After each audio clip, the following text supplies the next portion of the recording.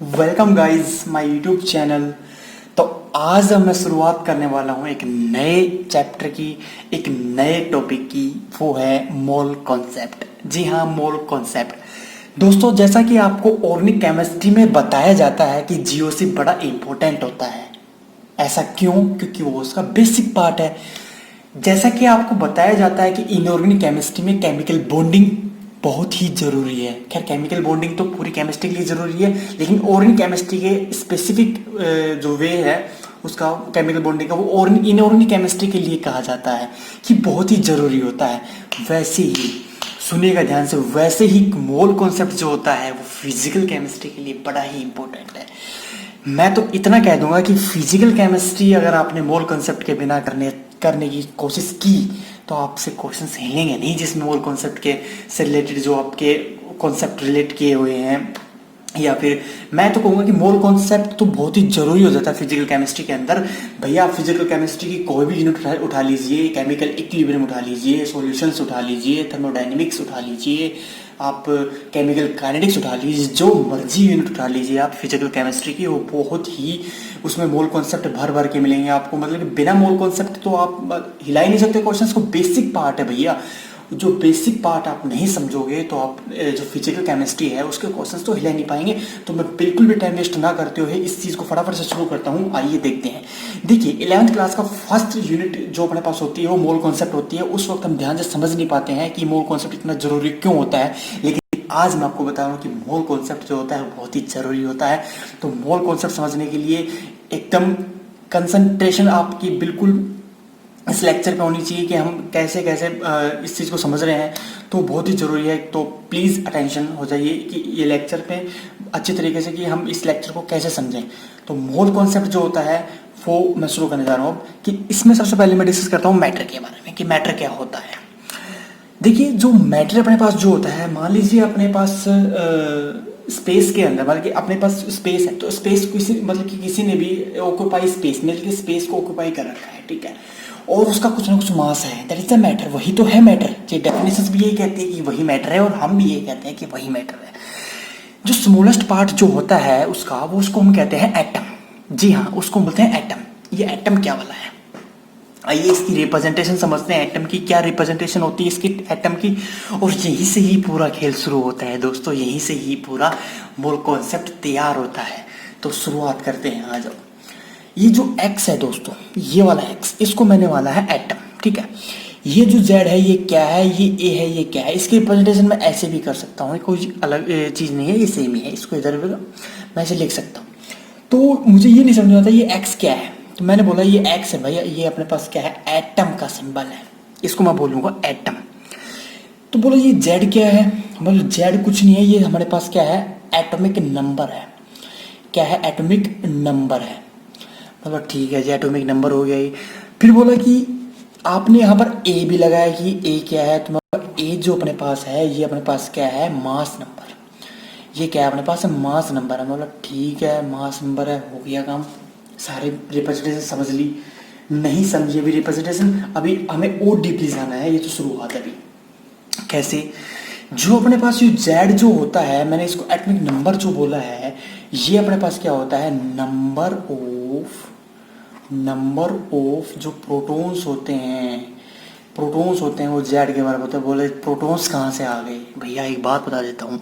जो एटम जो होता है उसके अंदर इलेक्ट्रॉन्स भी होते हैं, प्रोटॉन्स भी होते हैं, और उसके अंदर अपने पास क्या होते हैं, न्यूट्रॉन्स भी होते हैं। अब ये क्या बोला है कि इलेक्ट्रॉन्स, प्रोटॉन, न्यूट्रॉन्स ये क्या होते हैं। तो आइए समझते हैं। जो नंबर ऑफ प्रोटॉन्स जो होते हैं उसको हम डिनोट करते हैं यहाँ पर जेड से। जो जेड अपने पास लिखा होता है वही उसके क्या होते हैं, नंबर ऑफ प्रोटॉन्स होते हैं। और बात करूँ मैं किसके, नंबर ऑफ किसकी, इलेक्ट्रॉन्स की।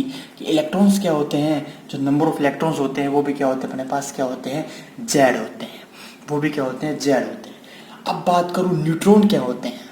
नंबर ऑफ न्यूट्रॉन की मैं बात करूँ, नंबर ऑफ न्यूट्रॉन की अगर मैं बात करूं तो ये क्या होते हैं, जो नंबर ऑफ न्यूट्रॉन होते हैं, मास नंबर में से अगर मैंने प्रोटॉन्स को सब्ट्रैक्ट कर दिया, मींस मास नंबर में से अगर मैंने जेड को सब्ट्रैक्ट कर दिया, तो मेरे पास क्या आ जाएंगे, नंबर ऑफ न्यूट्रॉन्स आ जाएंगे।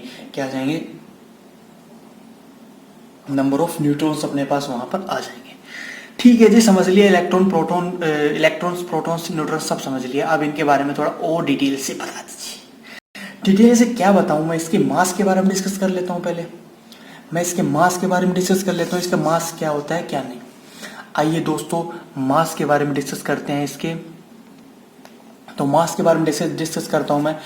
जो मैं मास की बात करूं, किसकी, इलेक्ट्रॉन की बात करूं पहले, फिर मैं बात करूं प्रोटॉन की बात करूं मैं, और फिर मैं बात करूं न्यूट्रॉन की बात करूं मैं। जो इलेक्ट्रॉन का जो मास होता है ना दोस्तों, वो होता है अपने पास 9.1 इंटू 10⁻⁻31 किलोग्राम।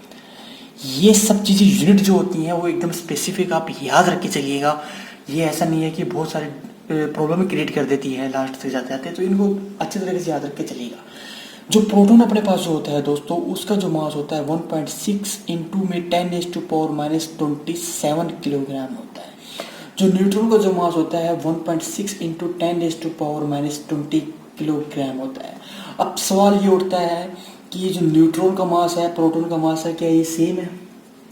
क्या ये सेम है? इसकी चर्चा मैं अभी करूँगा। उससे पहले मैं आपको चार्ज के बारे में बता देता हूँ कि जो इलेक्ट्रॉन का जो चार्ज होता है वो कितना होता है। इलेक्ट्रॉन का चार्ज दोस्तों होता है -1.6 इंटू 10⁻⁻19 कूलम। मैंने बोला माइनस क्यों लगाया यहाँ पर, ये इसलिए लगाया क्योंकि इलेक्ट्रॉन का है, ये हम माइनस में ही कंसिडर करते हैं दोस्तों। ये याद रखने वाली बातें आपके पास हो जाती हैं। प्रोटॉन की मैं बात करूँ तो प्रोटॉन अपने पास होता है 1.6 इंटू 10⁻⁻19 कूलम। ये पॉजिटिव में होता है दोस्तों, इसलिए इक्वल अमाउंट में होता है पॉजिटिव नेगेटिव न्यूट्रॉन। ये जो होता है इसके ऊपर चार्ज क्या होता है, न्यूट्रल होता है दोस्तों, जीरो चार्ज, कोई चार्ज नहीं यहाँ पर होता है। तो ये बातें हमें समझनी पड़ती हैं कि ये न्यूट्रल होता है जीरो, ये पॉजिटिव होता है और ये नेगेटिव होता है। यहाँ तक मैं आशा करता हूँ यहाँ तक कोई प्रॉब्लम नहीं होगी। अब डिस्कस मैं कर रहा था जो मास ऑफ अपने पास प्रोटॉन है और जो मास ऑफ न्यूट्रॉन है, क्या ये सेम है? मैं बोलूँगा सेम नहीं कह सकते। जो न्यूट्रॉन का मास है वो स्लाइटली ज़्यादा होता है, प्रोटॉन से ज़्यादा नहीं, स्लाइटली ज़्यादा होता है। और जो प्रोटॉन का जो मास होता है वो इलेक्ट्रॉन के मास से तो ज़्यादा होता ही है। ये बातें तो आपको पता ही है। और कितना ज़्यादा होता है, ये 10⁻31, ये 10⁻27 है। तो यहाँ से अंदाज़ा लगाऊँ तो मैं 10⁴ टाइम्स, 10⁴ टाइम्स यहाँ पर अपने पास क्या है, ज़्यादा है। तो ये समझने की कोशिश कीजिएगा। और एक और मैं बात बताऊं, अगर आपको किलोग्राम को किस में चेंज करना है, ग्राम में चेंज करना है, तो यहाँ पर अपने पास क्या आ जाएगा, 9.1 इंटू 10⁻, कितना आ जाएगा दोस्तों, 9.1 इंटू 10⁻⁻28। क्यों ऐसा, क्यों? क्योंकि थाउजेंड्स मैंने इसको क्या कर दिया दोस्तों, मल्टीप्लाई कर दिया। जी हाँ, मैंने इसको मल्टीप्लाई कर दिया। अब एक और चीज मैं सामने आपके ला रहा हूँ। क्या ला रहा हूँ मैं अब मैं ला रहा हूँ दोस्तों, ध्यान से समझिएगा इस चीज को, एटॉमिक मास यूनिट। बहुत बार नाम सुना होगा AMU का। जी हाँ, AMU का बहुत बार नाम सुना होगा। और इसका नाम शायद ही सुना हो, पर यह भी होता है, इसको बोलते हैं अपन यूनिफाइड मास। इसको बोलते हैं यूनिफाइड मास बोलते हैं। क्या भला है एटॉमिक मास यूनिट, एक्चुअली होते क्या है? अब तक हमने क्या समझा है इसके बारे में? देखिए दोस्तों, इसके बारे में बता देता हूँ आपको एक बार। जो AMU जो होता है, AMU is equal to mass of 1 carbon atom upon में 12, means 1/12 mass of a carbon atom, means 1/12 mass of a carbon atom, that is the AMU, atomic mass unit। वो क्या होती है, AMU इज इक्वल टू जो mass of one carbon atom कितना होता है, 1.992 into 10⁻⁻23 upon में 12, means 1/12 mass of a carbon atom. कितना इसको कैलकुलेट करेंगे तो कितना आएगा अपने पास, 1.66 इंटू 10⁻⁻27 किलोग्राम। ये आया दोस्तों। इसको कैलकुलेट करने पर जो 1 एटॉमिक मास यूनिट जो अपने पास होती है वो इसके बराबर होती है। क्या एक बात और यहाँ से आपको समझ में आई? अगर आपके आई तो आप ध्यान से समझ रहे हैं इस चीज़ को, नहीं आई तो आप ध्यान से नहीं समझ रहे हैं। तो मैं क्या बताने की कोशिश कर रहा हूँ दोस्तों, मैंने बोला 1 एटॉमिक मास यूनिट जो होती है 1.6 इंटू 10⁻⁻27 किलोग्राम की इक्वल होती है। क्या मैं इसको लिख सकता हूँ दोस्तों ऐसे, 1 atomic mass unit is equal to 1.6 into 10⁻⁻24 gram लिख सकता हूँ? मैं बोला लिख सकता हूँ। अगर मैं इसको ग्राम लिखूँ तो बिल्कुल लिख सकता हूँ।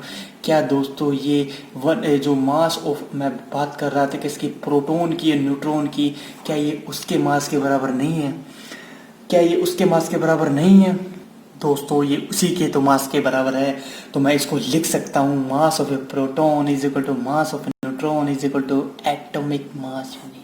जी हाँ, ये बातें हमें पता होनी चाहिए। छोटी छोटी बातें हैं, अभी आपको आसान लग रही हैं, लेकिन ये जब हम हायर लेवल तक पहुंच जाएंगे ना, जब सारी बातें भूल जाते हैं, तो इस चीज़ को हमें याद रखना है। सारी बातों को हमें एकदम स्पेसिफिक मैनर में हम याद रखते हुए चलना है। रोज़ रिवीजन करना है इन बातों का, आराम से याद हो जाएंगी, फिर हमें दिक्कत नहीं आने वाली इस चीज़ के बारे में। तो एक चीज़ और मैं आपके सामने डिस्कस करना चाहता हूँ दोस्तों, वो है अपने पास एटॉमिक मास। एटॉमिक मास बोलेंगे सर एटॉमिक मास तो बड़ी सिंपल सी चीज़ है, हम पढ़ते हैं एटॉमिक मास, उसमें क्या समझाना हुआ। देखिए एक चीज़ और है, एक मास और है, वो भी रिलेट करूंगा, दोनों को रिलेट करूंगा, जिसमें आप बहुत ही ज़्यादा कंफ्यूज होते हो। कंफ्यूज तो खैर क्या ही होते हो, गलती कर बैठते हो यार, गलती कर बैठते हो आप। तो एटॉमिक मास क्या होता है वो समझिएगा। ये अपने पास मास होता है दोस्तों, ये मास होता है ऑफ ए सिंगल एटम का। जी हाँ, एक सिंगल एटम का ये अपने पास क्या होता है, मास होता है। ध्यान से समझिएगा, एकदम एकदम कंसंट्रेट होकर सुनिएगा इस चीज को। मैंने बोला कि जो एटम होता है उसको रिप्रेजेंट मैं ऐसे करता हूँ। बोला ठीक है जी, करते हो। तो मुझे एटॉमिक मास बता दीजिए क्या होता है। मैं बोला एटम के अंदर क्या क्या प्रेजेंट होते हैं, मुझे तो ये बता पहले तो। बोला एटम के अंदर तो प्रेजेंट होते हैं अपने पास इलेक्ट्रॉन्स प्रेजेंट होते हैं, प्रोटॉन्स प्रेजेंट होते हैं, न्यूट्रॉन्स प्रेजेंट होते हैं। मैं बोला उसी के तो मास होते हैं, उसी के तो मास होते हैं, वही तो एटॉमिक मास होता है। मतलब फिर तो बड़ा सिंपल है यार, फिर तो बड़ा सिंपल है। कैसे सिंपल है भाई? ZMP मीन्स ये है प्रोटॉन का मास। ये है किसका मास अपने पास? प्रोटॉन का मास। A माइनस ZMN ये है न्यूट्रॉन का मास। ये किसका मास है? ZNE electron. ये किसका मास है? ये इलेक्ट्रॉन का मास है। और जो इलेक्ट्रॉन का मास है वो तो मैंने पढ़ा दिया कितना कितना मास होता है, वो आया यहाँ मैं कंसिडर नहीं कर रहा हूँ इस चीज़ को। मैं एक स्पेसिफिक वे में आपके लिए चल रहा हूँ। यहाँ पर अपने पास जो जो वैल्यू जहाँ पर जो काम में आती है वो मैं सब बातें आपको पीछे बताते हुए चल रहा हूँ। अभी मैंने रिप्रेजेंटेशन सारी आपको बताई थी, इसलिए बताई थी कि यहाँ पर मैं यूज करने वाला था इस चीज़ का। तो मैं जैसा कि बात करता हूँ, ये बहुत ही इससे 10 जो प्रोटॉन का जो मास होता है, न्यूट्रॉन का जो मास होता है, वो उससे 10⁴ टाइम्स ज़्यादा होता है। क्या मैं इसको नेगलेक्ट कर सकता हूँ? बिल्कुल कर सकता हूँ, क्योंकि जब कोई चीज़ 10⁻³ टाइम्स ज़्यादा होती है तो वो उस चीज़ को उसके कंपेयर में उसको नेगलेक्ट कर सकते हैं। तो मैंने दोनों के कंपेयर में इसको क्या कर दिया? नेगलेक्ट कर दिया। अब नेगलेक्ट करने के बाद क्या आएगा दोस्तों, समझिएगा ध्यान से। ये अपने पास क्या आएगा? Z plus A minus Z। Z से Z कैंसिल आउट, क्या बच गया? A। अब A यहाँ पर क्या बच गया दोस्तों? A अपने पास क्या बच गया? This is the mass number. यही तो था मास नंबर। अगर मैंने इसको AMU से मल्टीप्लाई कर दिया तो ये अपने पास क्या बन जाएगा? Atomic mass. ये क्या बन जाएगा? Atomic mass. तो ध्यान समझिएगा, जो भी आपसे पूछे कि इसका एटॉमिक मास बता, तो एटॉमिक मास के आगे दोस्तों AMU लगाना मत भूलना। अगर ये लगाना भूल गया तो सब कुछ भूल गया, क्योंकि फिजिकल केमिस्ट्री के अंदर यूनिट बहुत ही बड़ा फैक्टर ये अफेक्ट करती हैं। बहुत ही बड़ा फैक्टर, डोमिनेंट फैक्टर मैं तो कहूँगा इसी यूनिट का, कि यूनिट हमें साथ लेके चलनी होती है। और एक और ईजी सी मैं बात बता दूँ आपको, किसी की भी यूनिट आप कोई भी न्यूमेरिकल आप कर रहे हो तो जो भी यूनिट होती है उसको साथ में लेके चलो। कैंसिल आउट हो तो साथ में कैंसिल आउट करो। ऐसा नहीं है कि आप दिमाग में कैंसिल आउट कर दो, हो गए आप इंटेलिजेंट, लेकिन आपके सामने जो वैल्यू सारी वो होती हैं कैंसिल आउट होती हैं यूनिट के साथ साथ, वो बहुत ही इफेक्टिव होता है। तो यूनिट को साथ लेके चलो। मैं इसके लिए बता देता हूँ। मान लीजिए मैंने बोला कि सोडियम के लिए एटॉमिक मास बता भाई क्या है। बोलो मास नंबर कितना होता है? मतलब 23 होता है। बोला बता दें। बोला कुछ नहीं है फिर तो उसके पीछे मैं AMU लगा दूंगा, वही उसका मास होगा। वेरी गुड, यही तो होता है उसका मास। मैं बोला कैल्शियम का बता, मैंने कैल्शियम का मास नंबर बता दूँ, 40 होता है। बोलो 40 AMU हो जाएगा। ठीक है, ठीक है भाई, ऐसा ही होता है। तो तू कह रहा तो ऐसा ही होता है, ठीक है। बुक ने कहा है ऐसा ऐसा होता है, तो हाँ ठीक है। देखिए सिंपल चीज़ लग रही है, लेकिन सिंपल है नहीं है, ध्यान समझिएगा। एक चीज़ और मैं आपके सामने एक एक्सप्रेस करता हूँ कि वो क्या होता है? Relative atomic mass. Relative atomic mass क्या होता है दोस्तों? रिलेटिव एटॉमिक मास क्या होता है? जैसे देखने में बड़ा लग रहा है वैसा कुछ नहीं है, ये कुछ नहीं है, नथिंग। मैं तो कहूँगा नथिंग, कुछ नहीं है, ये कुछ नहीं है वैसे तो ये, लेकिन समझने के लिए बहुत कुछ है। क्या समझने के लिए बहुत कुछ है? ये रिलेटिव एटॉमिक मास किसके बराबर होता है? Atomic mass upon 1/12 mass of 1 carbon atom. क्या ये चीज़ मैंने आपको एटॉमिक मास यूनिट की डेफिनेशन नहीं समझ आते। वन एटॉमिक मास यूनिट किसके बराबर होता है? वन बाय किसके? 1/12 मास of A one carbon atom के बराबर होता है। ये कितना होता है अपने पास? 1 एएमयू के बराबर होता है। क्या मैं एटॉमिक मास यूनिट की यूनिट कितनी होती है अपने पास? मास नंबर इनटू में एएमयू, और ये कितना होता है अपने पास? एएमयू। क्या ये कैंसिल आउट करके मैं ए नहीं ले आऊंगा? क्या हो गया? ये मास नंबर के इक्वल हो गया। इसमें और इसमें डिफरेंस क्या है बताइए मुझे? इसमें और इसमें डिफरेंस मुझे तो ये लग रहा है कि उसमें यूनिट है, इसमें यूनिट नहीं है। तो मैं क्या कह सकता हूँ कि ये यूनिटलेस है, ये यूनिटलेस है। तो मैंने कहा था ना कुछ नहीं है, ये कुछ नहीं है, इसी के जैसा है, बस इसमें यूनिट हो रट गई और बातें कम हो गई। तो अच्छी बातें हैं ये तो हमारे लिए, इसमें कम बातें हो गई है। इसी के साथ मैं आपको बता देता हूँ एक चीज और, कि मोलिकुलर मास क्या होता है। मोलिकुलर मास क्या होता है? मोलिकुलर मास क्या होता है उसके बारे में भी समझ लीजिए मुझसे फटाफट से अब, कि मोलिकुलर मास क्या होता है। क्या सर ये एक ही होता है?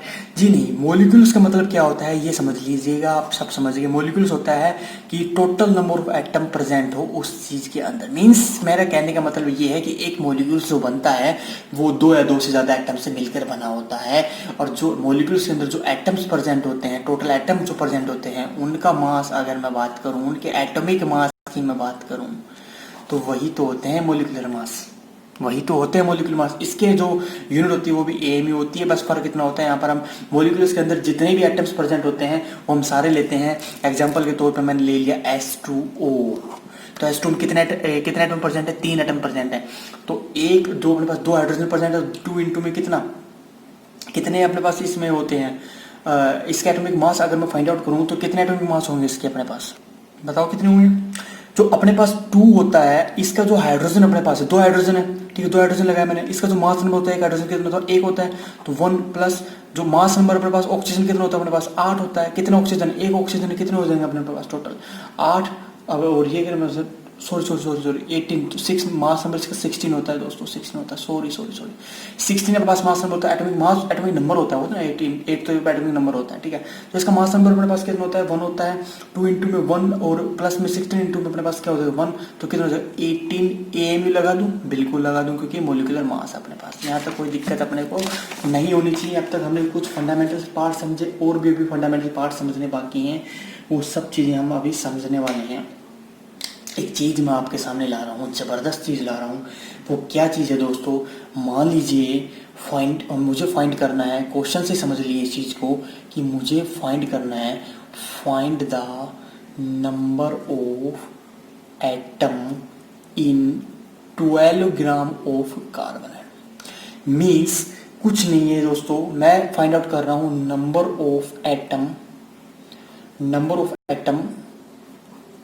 ऑफ कार्बन एटम मैं कैलकुलेट कर रहा हूं। तो गिवन मास अपॉन में क्या? मास ऑफ 1 कार्बन एटम, मतलब कि 1 कार्बन एटम का मास के बराबर। Number of a carbon atom कैसे फाइंड आउट करूंगा मैं? गिवन मास अपॉन में मास ऑफ ए कार्बन एटम। कितना होता है दोस्तों? जो गिवन मास कार्बन का जो गिवन मास होता है 12 होता है। और ये मैंने आपको अभी थोड़ी देर पहले बताया था एटॉमिक मास यूनिट के अंदर कि 1/12 part of a carbon atom कितना होता है? 1 कार्बन एटम का जो मास मैंने लिया था वो दोस्तों कितना लिया था? 1.99 इंटू 10⁻⁻23 ग्राम। ये भी ग्राम। तो ग्राम से ग्राम कैंसिल आउट।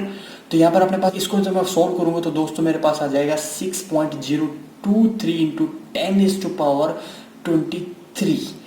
इसे देखते ही आपकी बत्ती दिमाग की चल गई होगी कि ये तो भैया अवोगाड्रो नंबर है, ये तो अवोगाड्रो नंबर है। अब तक हम रटते आए हैं कि अवोगाड्रो नंबर क्या होते हैं, अब हमने समझा है कि कहाँ से आए हैं। तो यही तो है समझने का नजरिया अपना कि एक तो या तो हम रट लें या हम समझ लें तो लॉन्ग टाइम, रट लें तो कुछ शॉर्ट टाइम के लिए होता है। वो सब चीज़ें वो हमें नहीं करनी चाहिए।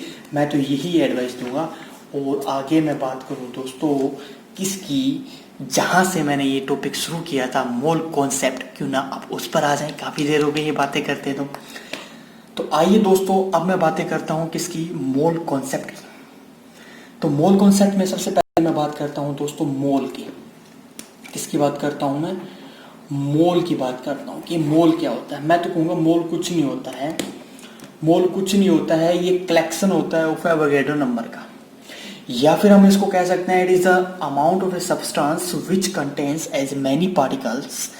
पार्टिकल्स का मतलब मेरे यहाँ पर आयंस, एटम्स, मोलिक्यूल्स से as there are in 12 gram of carbon atom. 12 gram of a carbon atom means Avogadro number. तो इसलिए तो मैंने कहा कि कलेक्शन होता है किसका, ये कलेक्शन ही तो होता है दोस्तों, कलेक्शन ही तो होता है। अब समझिएगा इस बात को मैं क्या कहना चाह रहा हूँ, एक एग्जाम्पल के थ्रू मैं इस चीज़ को समझाऊँ। जैसा कि मैंने बोला कि one mole of sodium atom को तू एक्सप्रेस करके इसका 1 मोल ऑफ सोडियम एटम कैसे एक्सप्रेस करेगा, मैं बोलूँगा उसको अवोगाड्रो नंबर से तो मल्टीप्लाई कर दे, किसको, इस एटम को। तो मैं कहूँगा ये इससे अपने पास क्या आ जाएगा, ये 1 मोल आ जाएगा। अब बोलेगी ये क्या है, सोडियम एटम तो नहीं बोला, एटम के अंदर अपने पास जो भी स्पीशीज प्रेजेंट होती है, इलेक्ट्रॉन, प्रोटॉन सब ले आओ ना, वही तो होगा। उसका मतलब कि जो अपने पास मोल जो होता है वो कलेक्शन होता है, मीन्स अवोगाड्रो नंबर का। अगर आपको मोल्स चाहिए तो अवोगाड्रो नंबर से उसको मल्टीप्लाई कर दीजिएगा, आपके पास मोल आ जाएंगे। कैसे, एक एग्जाम्पल के थ्रू मैं आपको बताना चाहूँगा ये बातें। मान लीजिए मैंने कोई मोलिक्यूल्स पिक किया, और मोलिक्यूल्स क्या है अपने पास, वो मोलिक्यूल्स अपने पास है H2O, वाटर मोलिक्यूल्स। तो वाटर मोलिक्यूल्स के अंदर अपने पास क्या प्रेजेंट है, H प्रेजेंट है, ऑक्सीजन प्रेजेंट है। अब मैंने बोला टोटल एटम और बता दे कितने प्रेजेंट है, मैंने बोला टोटल इलेक्ट्रॉन और बता दे कितने प्रेजेंट है, मैंने बोला तू टोटल प्रोटॉन भी बता दे, और मैंने बोला तू टोटल न्यूट्रॉन बता दे कितने प्रेजेंट है। बोला ठीक है बताता हूँ।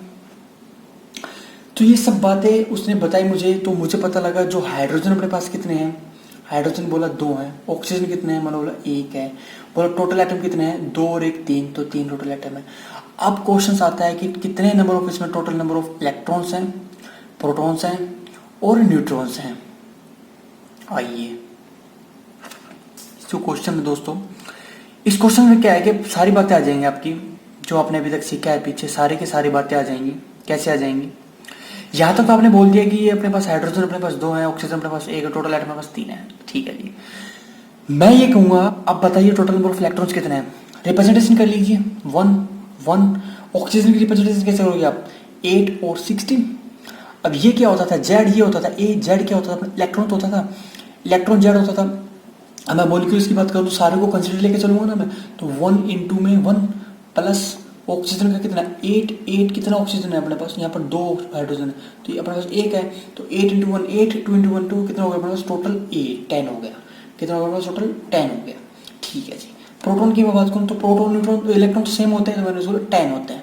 अब बात करता हूँ न्यूट्रॉन की, न्यूट्रॉन क्या होता है, मास नंबर में से क्या घटा दूँ मैं, एटॉमिक नंबर घटा दूँ, मीन्स प्रोटॉन घटा दो, ये तो प्रोटॉन 1 × 1 0, तो यहाँ तो 0 हो जाएगा, प्लस 16 में से 8 गया तो कितना बचेगा अपने पास 8, कितने हैं अपने पास ऑक्सीजन, एक ही तो है, तो अपने पास क्या लिख दूंगा मैं यहाँ पर 8 लिख दूंगा। अब मैं बोलूँगा कि ये बता मुझे 1 मोल बता इनके, तो इसके 1 मोल जो अपने पास आएंगे वो कितने आएंगे 2Na, इसका आएगा 1Na, इसका आएगा 3Na, इसका आएगा 10Ne, जैसा कि मैंने कहा था कलेक्शन ऑफ है अवोगाड्रो नंबर। इसका अपने पास आएगा 10Na, इसका आएगा 8Na। यहाँ तक किसी को कोई प्रॉब्लम है तो बताओ, यहाँ तक किसी को कोई प्रॉब्लम नहीं होनी चाहिए, ऐसा मैं सोचता हूँ। और अगर मैं बात करूँ, बताइए मुझे इसके 2 मोल बताइए, यहाँ तक तो इसके मैंने क्या मतलब 1 मोल पूछा, मैं बोलूँ इसके 2 मोल बताओ क्या होते हैं। 2 मोल कैसे डिफाइन करोगे, तो 2 से मल्टीप्लाई कर दो यार, सभी को 2 से मल्टीप्लाई कर देंगे तो अपने पास क्या आ जाएंगे 2 मोल आ जाएंगे इसके, कोई नई चीज थोड़ी ना है इसमें। आइए दोस्तों अब एक और चीज समझते हैं, बड़ी ही इंपॉर्टेंट चीज है, मैं तो कहूँगा क्या है मोलर, क्या होता है, या फिर मैं कहूँगा इसको मोलर चार्ज ऑफ इलेक्ट्रॉन। कैसे इसको डिफाइन करूँ मैं, जैसे हमने समझा कि मोल क्या होते हैं, जैसा हमने समझा पीछे सारी टर्म्स समझे हमने, क्या इलेक्ट्रॉन, क्या प्रोटॉन, क्या न्यूट्रॉन, सब डेफिनेशन हमने पढ़ डाली। जल्दी से टाइम हो रहा है तो मैं इसको टाइम ना लेते हुए फटाफट इस चीज़ को मैं करता हूँ। देखिए दोस्तों समझिएगा ध्यान से, जो molar charge of an electron जो अपने पास होते हैं वो क्या होते हैं, वो होते हैं charge on 1 mole electron upon charge on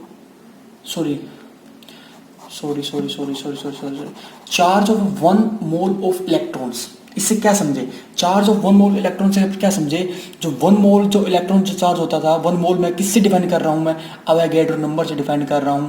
तो चार्ज ऑन मीन्स यहाँ मैं कह सकता हूँ charge on Avogadro number, electrons कितने होंगे अपने पास, तो उसके बारे में बात करूंगा। तो समझिएगा ध्यान से इस चीज़ को दोस्तों, बड़ा ही इंपॉर्टेंट है ये। मैंने बोला, क्या बोला मैंने कि चार्ज ऑन अवोगाड्रो इलेक्ट्रॉन, तो क्या होगा Na इंटू में चार्ज ऑफ इलेक्ट्रॉन। जो इलेक्ट्रॉन का जो चार्ज होता था दोस्तों, 1 इलेक्ट्रॉन का जो चार्ज अपने पास जो होता था वो कितना होता था, -1.6 इंटू 10⁻⁻⁻, माइनस 19 ये होता था अपने पास, ठीक है, -19 कूलम। अगर मैं इसको ये सर आपने बताया था कि जो इसका जो चार्ज ऑफ इलेक्ट्रॉन जो अपने पास होता है वो -1.6 इंटू 10⁻⁻19 अपने पास वो होता है। तो इसको मैं मोड में ले लेता हूँ, मतलब कि इसका मोड ले लेता हूँ इलेक्ट्रॉन का मैं, तो उस केस में नेगेटिव साइन कैंसिल आउट हो जाए, नेगेटिव कंसिडर नहीं करेंगे, पॉजिटिविटी हम कंसिडर करेंगे। तो आइए 1.6 इंटू 10⁻⁻19 इंटू में अवोगाड्रो नंबर आपको पता ही है 0.23 इंटू 10⁻23। जब मैं इसको कैलकुलेट करूंगा तो मुझे पता लगेगा 96,500 कूलम।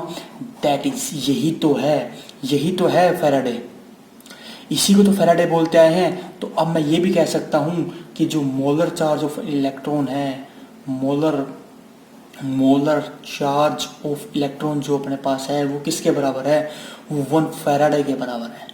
किसके बराबर है, 1 फैराडे के बराबर है। तो यहाँ से अपने पास सारे के सारे कंसेप्ट क्लियर हुए अब तक के। और एक चीज़ मैं आपको और बता देता हूँ, फिर मैं लेक्चर को देता हूँ आज का, मतलब कि कंप्लीट आज का लेक्चर कंप्लीट हो जाएगा। एक टॉपिक और है, वो टॉपिक है अपने आप में एक रिलेट करने वाला टॉपिक है, मोलर मास। ये मोलर मास किसी एटम का हो सकता है, यह मोलर मास किसी अपने पास मॉलिक्यूल्स का हो सकता है। तो समझिएगा मोलर मास क्या होता है। मोलर मास अपने पास होता है मास of 1 mole of a substance. अब तक हम समझ रहे थे कि एटम का मास कितना होता है, मॉलिक्यूल्स का मास कितना होता है। अब 1 मोल ऑफ सब्सटेंस का मास समझिएगा दोस्तों, क्योंकि अब मोल कॉन्सेप्ट शुरू हो चुका है। तो बिल्कुल अंदर तक चले जाइए आप इसमें, अब शुरू हो चुका है। 1 मोल ऑफ सब्सटेंस की मैं बात करूं तो ये एक किसी एटम के लिए भी हो सकता है, फॉर एन एटम के लिए भी हो सकता है। ये अपने पास फॉर ए मॉलिक्यूल्स के लिए भी हो सकता है। ये अपने पास किसके लिए हो सकता है, फॉर ए मॉलिक्यूल्स के लिए भी हो सकता है। तो आइए शुरू करते हैं। मैं बात करूं किसकी, इसकी बात करूं तो इसको मैं बोल सकता हूं दोस्तों ग्राम एटॉमिक मास। अब एक बात बताइए, मैं आपको एटॉमिक मास भी पढ़ाया था और मोलिकुलर मास भी पढ़ाया था, और ग्राम मोलिकुलर मास भी पढ़ा रहा हूं। इसको मैं बोलूंगा ग्राम मोलिकुलर मास। अब बोलोगे सर आपने वो एटॉमिक मास पढ़ाया था, क्या वो अलग है या डिफरेंट है? भैया सेम है, सिर्फ यूनिट का डिफरेंस है। क्या डिफरेंस है? जो ग्राम एटॉमिक जो मास होता है वो क्या होता है, बस Na इंटू में मास ऑफ ए 1 एटम। जो मास ऑफ 1 एटम अपने पास क्या होता था, atomic mass. This is the atomic mass. जी हाँ, ये एटॉमिक मास है। A इंटू में AM, यही तो होता था Na। और अपने पास इसको मैं कैसे लिख लूंगा, इस चीज को मैं A को मैंने बाहर निकाल लिया, मास नंबर को AMU इंटू में Na। तो यहाँ से मुझे क्या पता लगा, यहाँ से मुझे पता लगा जो 1 AMU अपने पास किसके बराबर होता है, ये 1.66 इंटू 10⁻⁻24 ग्राम इंटू में 6। अवोगाड्रो नंबर कितना होता है, 3 इंटू 10⁻⁻ कितना 23। जब मैं इसको मैं जब सॉल्व करूंगा तो मुझे मेरे पास क्या आएगा, ग्राम में आएगा, 1 ग्राम के इक्वल आएगा। तो मैं कह सकता हूँ जो मोलर मास होता है, molar mass means gram atomic mass, gram molecular mass. और अपने पास एटॉमिक मास और मोलिकुलर मास में क्या डिफरेंस होता है, तो दोस्तों छोटी सी बात समझ लीजिए, ये भी ग्राम में आएगा, सिर्फ ये मोलिकुलर्स का मास हो जाएगा। तो समझिएगा दोस्तों, जो एटॉमिक मास जो मैंने बताया था उसकी यूनिट तो होती है AMU। और जो अपने पास ग्राम एटॉमिक मास जो होता है, मोलर मास जिसको मैं बोलूँ, इसकी जो अपने पास यूनिट होती है वो होती है ग्राम। एग्जाम्पल के लिए मैं बता देता हूँ दोस्तों, समझिएगा इस चीज़ को ध्यान से। एग्जाम्पल के तौर पर मैं आपको बता देता हूँ यहाँ पर। वैसे तो इसको डिटेल से मैं आगे आने वाले जो लेक्चर्स हैं उसमें अच्छे डिटेल से बताऊंगा। देखिए मैं मोलिकुलर मास से बताता हूँ जिसमें एटॉम एटॉम सब क्लियर हो जाएगा। H2O की मैं बात करूँ तो टोटल इसका अपने पास होता है 18 मास नंबर। तो मास नंबर 18 होता है। अगर मैं इसको एटॉमिक मास में डिफाइन करूँ तो 8 AMU, that is the atomic mass. Sorry molecular mass, और इसकी मैं बात करूँ ग्राम मोलिकुलर मास की बात करूँ तो 18 ग्राम। तो दोस्तों आज का लेक्चर यही समाप्त होता है, और जो आज हमने सीखा बड़ा ही इंपॉर्टेंट पार्ट था फिजिकल केमिस्ट्री का। प्लीज़ प्लीज़ प्लीज़ प्लीज़ समझिएगा इस चीज़ को ध्यान से कि कैसे हम इसको रिलेटिवेंट कर सकते हैं, उसके मोल कॉन्सेप्ट को समझ के हम कैसे फिजिकल केमिस्ट्री के टॉपिक को हम जो फिजिकल केमिस्ट्री के जो क्वेश्चंस होते हैं उसको हम कैसे सोल्व कर सकते हैं। तो बड़ा ही इंपॉर्टेंट टॉपिक है। तो होप मैं आशा करता हूँ कि आपको समझ में आया होगा। और एक चीज़ और है दोस्तों, अगर आपको समझ में आया हो तो लाइक से सब्सक्राइब जरूर कीजिएगा और शेयर कीजिएगा आपके क्लासमेट के साथ जिनको ये कॉन्सेप्ट नहीं आता है। तो thank you for watching my video.